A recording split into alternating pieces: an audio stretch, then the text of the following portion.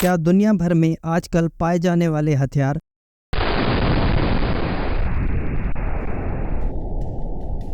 किस्से कहानियों से ज्यादा मौलिक और खतरनाक है? क्या कोई ड्रैगन छोटे लड़के लिटिल बॉय से ज्यादा खतरनाक हो सकता है? जवाब आपकी सोच से भी ज्यादा खतरनाक और रोंगटे खड़े कर देने वाला है। गेम ऑफ थ्रोन के आखिरी सीजन में डेनारिया टारगेरियन गुस्से से पागल होकर किंग्स लैंड पर अपने ड्रैगन से हमला कर देती है।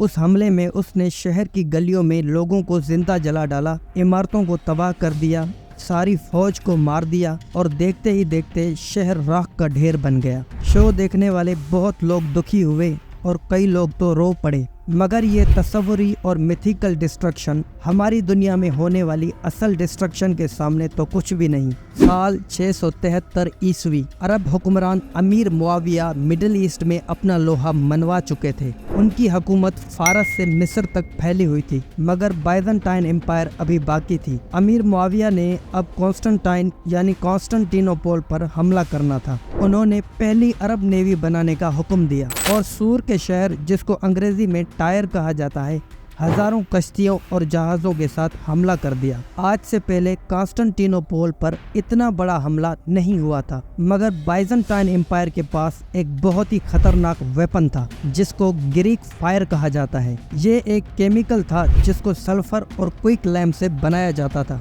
एक बार इसे आग लग जाए तो आग बुझाना लगभग नामुमकिन होता था। इस केमिकल का मुजाहरा हम मशहूर ज़माना HBO के शो गेम ऑफ थ्रोन में देख चुके हैं।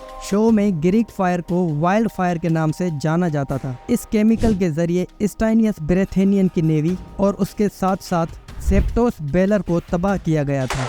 मेरे ख्याल में एंशिएंट में ग्रीक फायर से मौलिक हथियार कोई नहीं था। ग्रीक फायर की ही वजह से अमीर मुआविया को इबरतनाक शिकस्त हुई।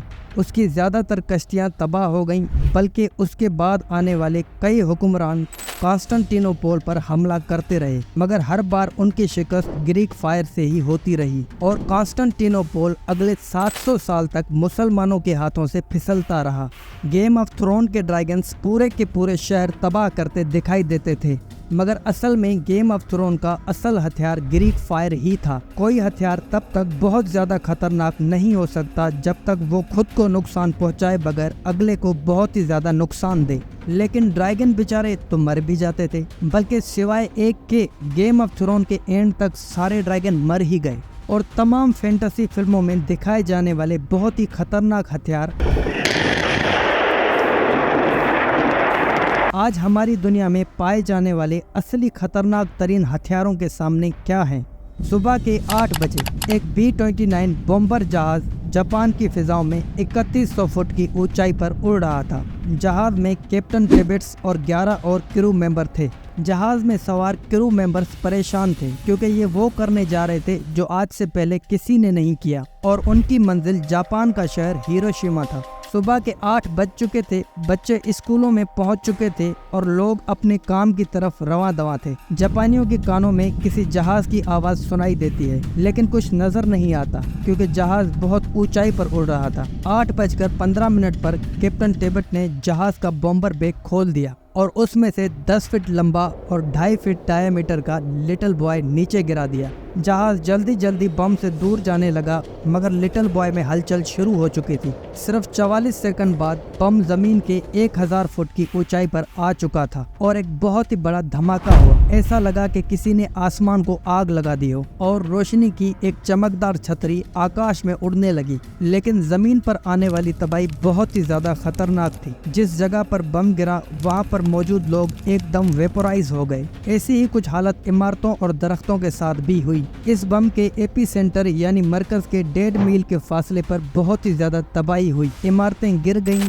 लाखों के करीब लोग मर गए और जो बच गए उनको पहचानना मुश्किल था। लेकिन इस बम से निकलने वाली न्यूक्लियर रेडिएशन का असर 1.5 मील से बाहर भी बहुत जबरदस्त था। न्यूक्लियर रेडिएशन इंसान पर बहुत ही खतरनाक असर डालती है, जिसकी वजह से इंसान को उल्टियां और लूज मोशन हो जाते हैं, जल्द जल जाती है और ऑर्गन्स डैमेज हो जाते हैं और न्यूक्लियर रेडिएशन का हाई डोज इंसान की जान ले लेता है। एक अंदाजे के मुताबिक लिटिल बॉय ने 1 लाख से भी ज्यादा लोगों की जान ले ली। लिटिल बॉय में total nuclear energy 15 kilo ton of TNT थी। लिटिल बॉय की लहर और गर्मी की वजह से इमारतों और इंफ्रास्ट्रक्चर को बड़े पैमाने पर नुकसान पहुंचा। बम के न्यूक्लियर रेडिएशन के सामने आने वालों को बीमारी और मौत ही मिली। हिरोशिमा पर बम गिराने के बाद नतीजतन अनरेस्ट और तबाही ही थी। शहर का इंफ्रास्ट्रक्चर मुकम्मल तबाह हो गया और खुराक, पानी और दीगर बुनियादी ज़रूरियात की किल्लत पैदा हो गई। बहुत सारे जिंदा बच जाने वाले बेघर हो गए और शेल्टर्स में पनाह लेने पर मजबूर हो गए। अभी हिरोशिमा पर बहाली की कोशिशें शुरू ही हुई थी कि 9 अगस्त 1945 को नागासाकी पर बमबारी की गई और जापान ने 15 अगस्त 1945 को इत्तेहादी ताकतों के सामने हथियार डाल दिए और दूसरी जंग अजीम का खात्मा हो गया। मगर हिरोशिमा में रहने वालों की जिंदगियों में कैंसर की परसेंटेज आने वाले कई सालों तक 10% से भी ज़्यादा रही। आजकल हम मूवी, ड्रामों और फैंटेसी में होने वाली तबाही को देखकर आंसू बहाते हैं। हम में से कई लोग किंग्सलैंड की तबाही पर अफसोस ज़दा हुए थे। पूरा शहर ड्रैगन्स की आग ने जला दिया। स्क्रीन पर ऐसा सीन कई लोगों को डिस्टर्ब कर देता है। जब हमारे फेवरेट कैरेक्टर तबाही मचाते हैं तो हमें बुरे लगते हैं, मगर न्यूक्लियर वेपन की होने वाली तबाही से हम ना वाकिफ हैं और न्यूक्लियर वेपन इन ड्रामों और फिल्मों में दिखाए जाने वाले इमेजिनरी डिस्ट्रक्शन से कई ज्यादा खतरनाक हैं, बल्कि असली हैं। आज दुनिया भर में इतने न्यूक्लियर वेपन्स हैं कि पूरी दुनिया को 6 बार तबाह किया जा सकता है, यानी धरती जैसे 6 प्लैनेट्स को तबाह किया जा सकता है। अगर जमीन पर मौजूद तमाम न्यूक्लियर वेपन्स चला दिए जाएं तो जमीन पर एक मेजर इंस्ट्रक्शन देखने को मिलेगा। जमीन पर रहने वाले 90% से भी ज्यादा एनिमल्स और प्लांट्स एक्सटेंट हो जाएंगे। ये इंसान और जमीन के लिए बहुत ही ज्यादा नुकसानकार है। ये वो क़यामत ला सकते हैं जो हमने इससे पहले ज़मीन पर नहीं देखी।